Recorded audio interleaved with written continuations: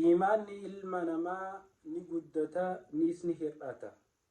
Iimaanni ilma namaa yeroo akkamii guddataa yeroo akkamiitti xiqqaata?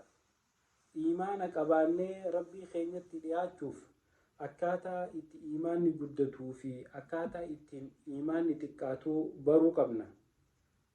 Wanni hadiisa keessatti dhufe al-iimaanu yaziidu bittaacati wa yanqusu bilmacsiyati jedhan. Iimaanni ilma namaa yeroon inni guddatu yeroo gabrichi rabbii xaacaa rabbii keessa jiraate. Xaacaan ajaja rabbii godhuu, waan rabbiin itti ajaje dalaguu, waan rabbiin irraa dhorke irraa dhorkamuu, rabbitti dhihaachuu, khayriilee adda addaa xiqqoo fi guddoo hunda xiyyeeffattee sodaa rabbii onnee keessaa qabachaa yoo ati rabbitti dhiheenyaan waan rabbi jaalatu hunda goote wantoonni ati dalaydu tun hundinuu iimaana kee siif dabalaa deeman. Yeroo iimaanni si dabalamu ammoo ati gabricha addunyaa tanarraa dantaan qabne waan rabbi subhaanahu wa ta'aalaa kanneefitti quufu nama qanaacaa qabu nama akkaan rabbitti dhihaatu taataa jechuu. Faallaa kanaa ammoo wanni iimaana nama jalaa irrisaa macsiyaa heddummeeysu, badii heddummeeysu, musiibaa adda addaa harkaanii fiffidu, arrabaanii fiffidu.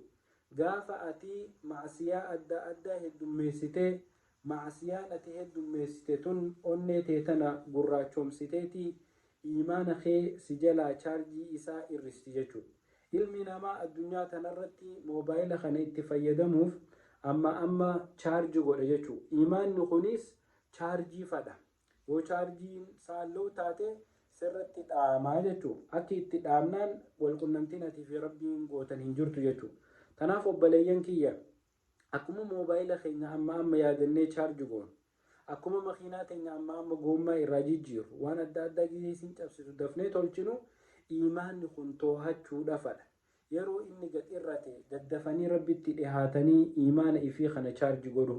Yeroo inni guddate dalagaa adda addaa gaggaarii dalaydee moor iimaanni kee kun akka guddatu godhuutu dirqamaa jechuudha. Kanaaf obboleeyyan kiyya akka iimaanni keenya nuuf dabalu yoo barbaanne ibaadatti ciccinee ibaadaa haa qabannu.